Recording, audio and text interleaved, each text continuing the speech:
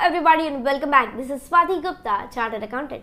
आज हम बहुत ही सिंपल सा प्यारा सा छोटा सा स्टैंडर्ड पढ़ने वाले हैं जिसका नाम है इंटरनेशनल अकाउंटिंग स्टैंडर्ड 23 या फिर आप कह सकते हैं इंडियन अकाउंटिंग स्टैंडर्ड 23। इन दोनों ही स्टैंडर्ड्स को साथ में पढ़ा जा सकता है क्योंकि कोई भी तरीके का डिफरेंस नहीं है, कार्य नहीं है।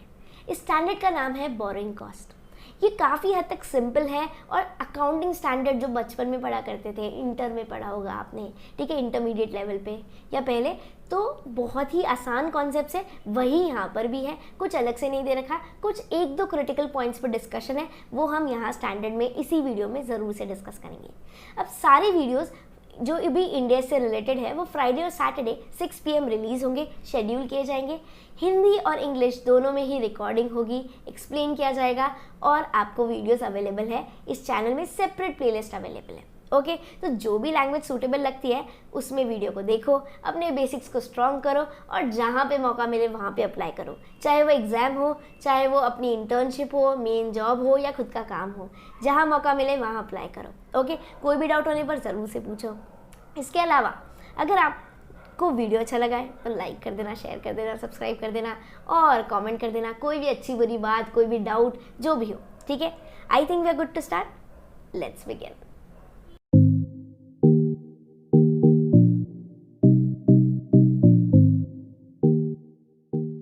शुरू करते हैं और देखते हैं बोरोइंग कॉस्ट का मीनिंग। सिंपली जो भी आपको असेट बनानी है उसके लिए आपने फॉर एग्जांपल कोई फंड्स रेज करे। अब वो फंड्स रेज करने में जो भी आपका पैसा लग गया, जो भी इंटरेस्ट लग गया, वो कहलाता है सिंपली बोरोइंग कॉस्ट, ठीक है। तो इसका मतलब क्या बनता है, इंटरेस्ट या फिर कोई अदर कॉस्ट जो लग गई किसमें, by an entity in arrangement of such funds is known as borrowing cost. Simply जो भी इंटरेस्ट लगती है वो इफेक्टिव रेट पे कैलकुलेट होती है। इफेक्टिव रेट फॉर एग्जांपल अगर हम टोटल 10%, 5% ऐसा होता है ना, फॉर एग्जांपल फर्स्ट 5 मंथ्स के लिए इतना लगेगा, सेकंड 5 मंथ्स के लिए इतना लगेगा, हो सकता है अगर परसेंटेज डिफरेंस हो, उस केस में भी क्या करेंगे, इफेक्टिव रेट से इंटरेस्ट को कैलकुलेट करेंगे। किसके लिए, बोरोइंग कॉस्ट के लिए। कौन से स्टैंडर्ड के लिए, IAS 23 या फिर आप कह सकते हैं इंड AS 23। यहाँ पर ट्रीटमेंट करेंगे तो कैसे करेंगे, इंटरेस्ट की जो भी रेट लेंगे वो इफेक्टिव रेट लेंगे। इसके अलावा एक और बात आती है, फाइनेंस लीज। फाइनेंस लीज में जो भी इंटरेस्ट का पोर्शन होता है वो कहलाता है फाइनेंस चार्ज। क्या कहलाता है, फाइनेंस चार्ज। तो यहाँ पर फाइनेंस का चार्ज, फाइनेंस चार्ज किस में आ जाएगा, बोरोइंग कॉस्ट में इंक्लूड हो जाएगा। किस में इंक्लूड हो जाएगा, बोरोइंग कॉस्ट में, ठीक है। फाइनेंस लीज में जो भी हम सेपरेट आउट करते हैं, अलग से एक अकाउंट बनाते हैं, वो किसके लिए बनाते हैं, वो फाइनेंस चार्ज के लिए बनाते हैं। फाइनेंस चार्ज के नाम से इंटरेस्ट को रिकॉर्ड करते हैं। ओके, तो वो किस में आ जाएगा, बोरोइंग कॉस्ट में।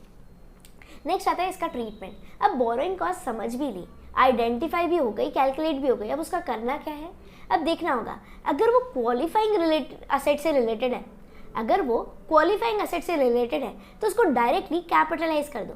कैपिटलाइज मतलब add in the cost, capitalize मतलब add in cost of asset.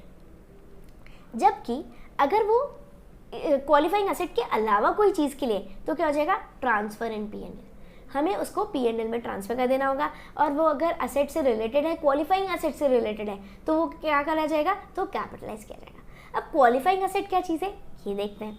Qualifying asset simply ऐसी असेट है जिसको बनने में टाइम लगता है, ठीक है, सजने संवरने में, बनने में, रेडी टू यूज़ होने में टाइम लगे अगर, तो वो क्या कहलाती है, क्वालिफाइंग असेट। और जो झट से तैयार हो जाए, आज सोचा आज बन गई, आज सोचा कल बन गई, आज सोचा परसों बन गई, 2-4 दिन में, मतलब बहुत शॉर्ट स्पैन में बहुत आसानी से बन जाए, वो क्या कहलाती है, वो other than qualifying asset. Qualifying asset वो है जिसको बनने में, तैयार होने में, रेडी टू यूज़ होने में टाइम लगे।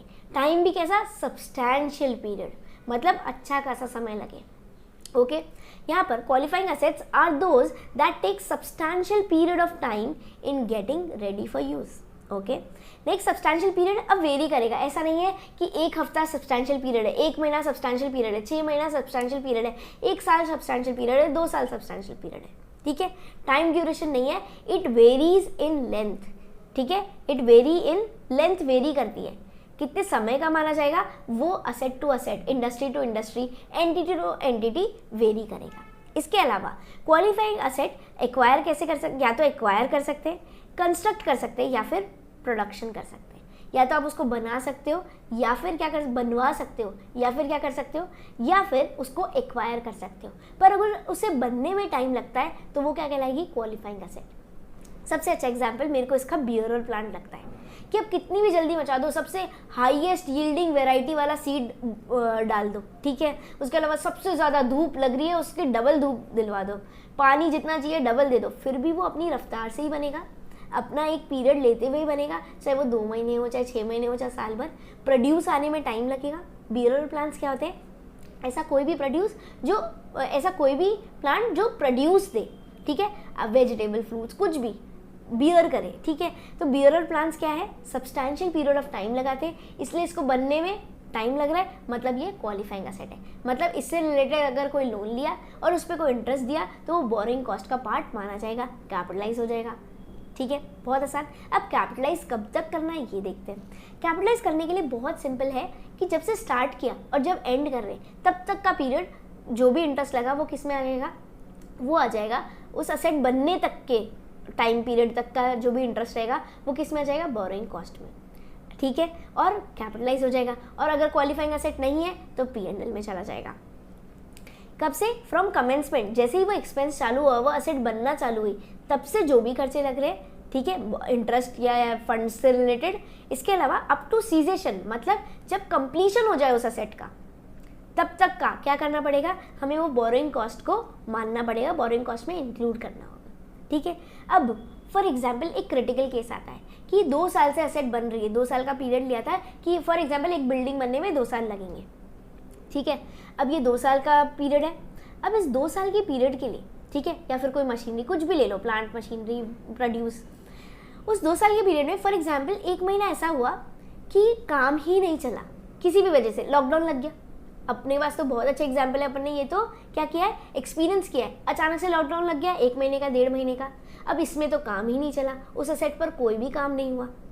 अगर उस असेट पर कोई भी काम नहीं हुआ तो उस पीरियड का इंटरेस्ट बोरिंग कॉस्ट माने और कैपिटलाइज करें या बोरिंग कॉस्ट नहीं माने, ओके। तो यहाँ पर क्या है, अगर सस्पेंशन जो हो रहा है, रोक दिया काम, उसको क्या कहते हैं, सस्पेंशन।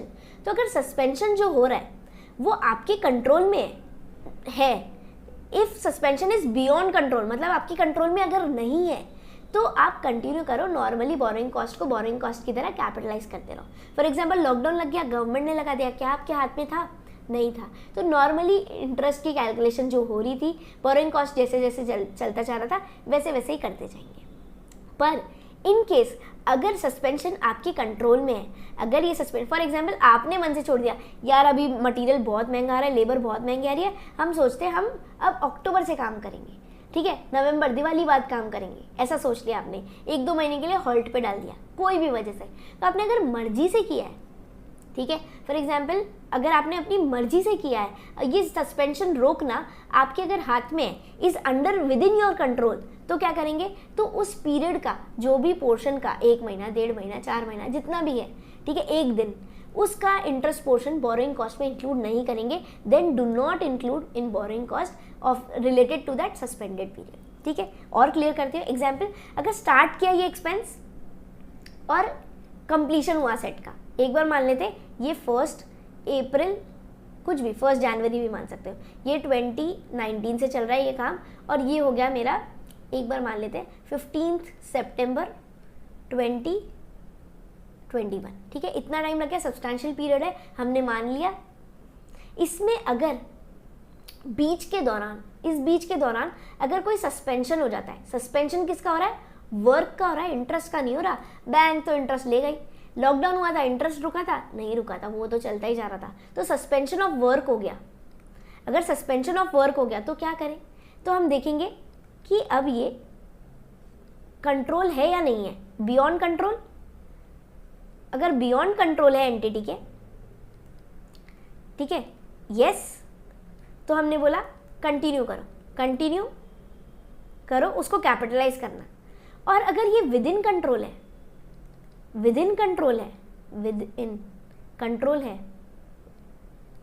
ठीक है, तो हमने बोला हाँ, अगर विद इन कंट्रोल है तो हमने बोला रोक दो, stop.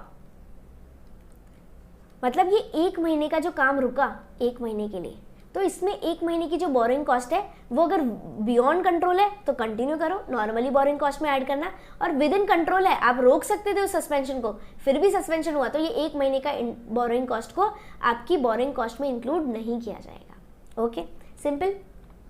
Next, steps for capitalization कैसे किया जाएगा? फर्स्ट, क्वालिफाइंग असेट को आइडेंटिफाई करो, अरे असेट है या नहीं है, क्वालिफाइंग असेट है या नहीं है, मतलब उसको बनने में टाइम कैसा लग रहा है, ये सब जज करो। इसके बाद में आइडेंटिफाई करने के बाद में देखना पड़ेगा आपकी बोरोइंग है, मतलब आपने जो लोन लिया है वो कैसा है, जनरल है या स्पेसिफिक है। अगर स्पेसिफिक है तो बिना सोचे समझे उसको सिंपली जाके क्या करो, use is mentioned in such specific loan agreement. Specific borrowing कब मानी जाएगी? जब लोन अग्रीमेंट में बता दिया जाए हम इसलिए ले रहे हैं, यूज़ बता दें। और जनरल बोरोइंग कब मानी जाएगी? जब लोन लेते वक्त आपने बोला पर्सनल पर्पस के लिए, आपने बताया नहीं किस पर्पस के लिए, जबकि आपने कार लोन लिया तो वो क्या है? Specific borrowing. आ रही बात समझ? अगर लेते वक्त, बोरो करते वक्त ही आपको ने बता दिया कि किस पर्पस के लिए, वो स्पेसिफिक हो जाती है। अगर जनरल ले ली तो जनरल हो जाती है। मतलब कुल मिला के हम सोचेंगे इसका यूज़ कैसे कैसे करना है। तो अगर जनरल बोरोइंग है तो क्या करना है, और स्पेसिफिक बोरोइंग है तो क्या करना है, आइडेंटिफाई करना है पहले तो। इसके अलावा स्पेसिफिक बोरोइंग है तो सीधा आंख बंद करके आराम से उसको कैपिटलाइज कर दो, मतलब cost of that specific asset में ऐड कर दो। जबकि अगर जनरल है तो क्या करना पड़ेगा, वेटेड एवरेज इफेक्टिव रेट लेकर डिवाइड करना पड़ेगा। समझो 4 चीज़ में यूज़ किया, जितना जितना यूज़ किया, जैसे जैसे यूज़ किया, इफेक्टिव रेट लेकर उस इंटरेस्ट को और उसमें डिवाइड कर देंगे, किसमें, 4 असेट में डिवाइड कर देंगे। ठीक है। और अगर temporary, if there is temporary investment income out of borrowed funds, for example आपने 10 लाख की बोरोइंग तो कर ली पर अभी 8 लाख ही काम आ रहे, 2 लाख अभी काम नहीं आएंगे, मान लो 2 महीने बाद काम आएंगे, तो वो 2 महीने फंड्स का क्या करोगे? आपने सोचा म्यूचुअल फंड्स में डाल देते हैं, 2 महीना कुछ तो रिटर्न आएगा, ना से तो ज़्यादा आएगा। ठीक है, ऐसा सोचा आपने। तो अगर आपने टेम्पररी इन्वेस्टमेंट कर दिया अपने फंड्स का, बोरोड फंड्स का, तो वो क्या करा जाएगा? Then same amount is deducted from borrowing cost. अगर उससे कोई इंटरेस्ट का अमाउंट आ गया तो बोरोइंग कॉस्ट जो आप खर्चा डाले जा रहे हो, बैंक को जो पे कर जा रहे हो, उसका जो माइनस किए जा रहे हो, उसमें क्या कर लिया जाएगा, उससे सेट ऑफ कर लिया जाएगा, फिर नेट ही आपकी बोरोइंग कॉस्ट मानी जाएगी। Fair enough? Good. Next, disclosure, last slide है हमारी, डिस्क्लोजर रिक्वायरमेंट। सिंपली आपको अमाउंट ऑफ बोरोइंग और क्या रेट ऑफ बोरोइंग का है, बोरोइंग मतलब लोन किस रेट पे लिया है, कितने अमाउंट का लिया है, वो डिस्क्लोज करना होगा। इसके अलावा आपने कैपिटलाइज करना है कोई भी एक्सचेंज डिफरेंस। ठीक है, कैसे करेंगे? सबसे पहले तो कैलकुलेट सेविंग इंटरेस्ट अमाउंट। इसके अलावा capitalize exchange difference up to saving. पहले तो सेविंग का देखो कितना है, उसके बाद में जितनी भी सेविंग हो गई उधर तक का अमाउंट कैपिटलाइज कर दिया जाएगा। ठीक है, रिवर्स अगर अनफेवरेबल है तो जितना भी सेविंग नहीं है, ठीक है, जितना भी अनफेवरेबल अमाउंट है, नेगेटिव अमाउंट है, उसको क्या कर दिया जाएगा, उसको सेट ऑफ कर दिया जाएगा, डी कैपिटलाइज कर दिया जाएगा, मतलब माइनस कर दिया जाएगा कॉस्ट में से। गुड। जो जितना भी फेवरेबल लग रहा है उतना तो कैपिटलाइज कर दो, और जितना फेवरेबल नहीं लग रहा उसको क्या कर दो, विल बी रिवर्स्ड।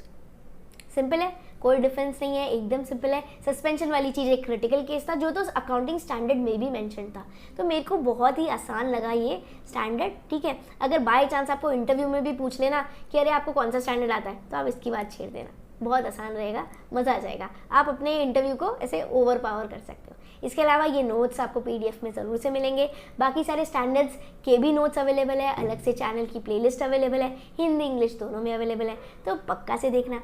अच्छा लगे तो लाइक शेयर कमेंट कर देना, और चैनल को सब्सक्राइब करे बिना प्लीज़ मत जाना। ठीक है, वार्निंग नहीं, रिक्वेस्ट कर रही हूँ। चलो मिलते हैं अपने अगले वीडियो में, till then take care, be safe, stay tuned.